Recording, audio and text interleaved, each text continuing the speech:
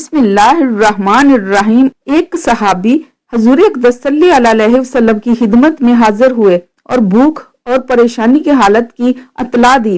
حضور صلی اللہ علیہ وسلم نے اپنے گھر میں آدمی بھیجا لیکن کھانے کے لیے کچھ نہ ملا، تو حضور صلی اللہ علیہ وسلم نے صحابہ کرام رضی اللہ تعالیٰ عنہ سے فرمایا کہ کوئی شخص ہے جو ان کی ایک رات کی مہمانی قبول کرے۔ ایک انصاری صحابی رضی اللہ تعالیٰ عنہ نے عرض کیا کہ یا رسول اللہ صلی اللہ علیہ وسلم، میں مہمانی کروں گا۔ ان کو گھر لے گئے اور بیوی سے فرمایا کہ یہ حضور صلی اللہ علیہ وسلم کے مہمان ہیں، جو اکرام کر سکے اس میں قصر نہ کرنا اور کوئی چیز چھپا کے نہ رکھنا۔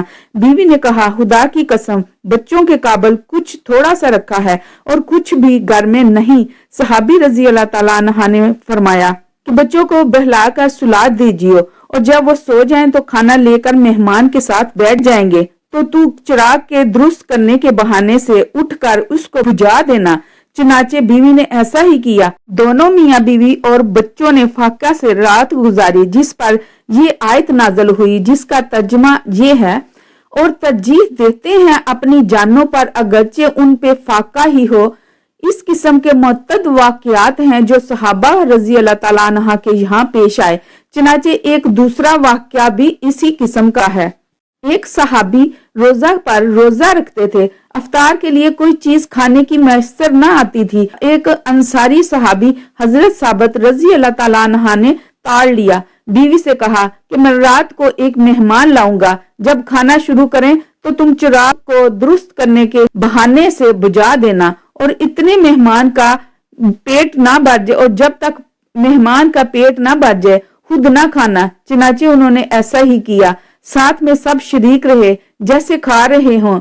صبح کو حضرت ثابت رضی اللہ تعالیٰ عنہ جب حضور صلی اللہ علیہ وسلم کی مجلس میں حاضر ہوئے تو حضور صلی اللہ علیہ وسلم نے فرمایا کہ رات کا تمہارا اپنے مہمان کے ساتھ برتاؤ اللہ تعالیٰ کو بہت ہی پسند آیا ہے۔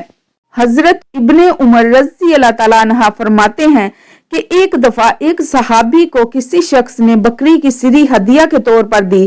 انہوں نے خیال فرمایا کہ میرے فلاں ساتھی زیادہ ضرورت مند ہیں، کنبہ والے ہیں، وہ اور ان کے گھر والے زیادہ محتاج ہیں، اس لیے ان کے پاس بھیج دی۔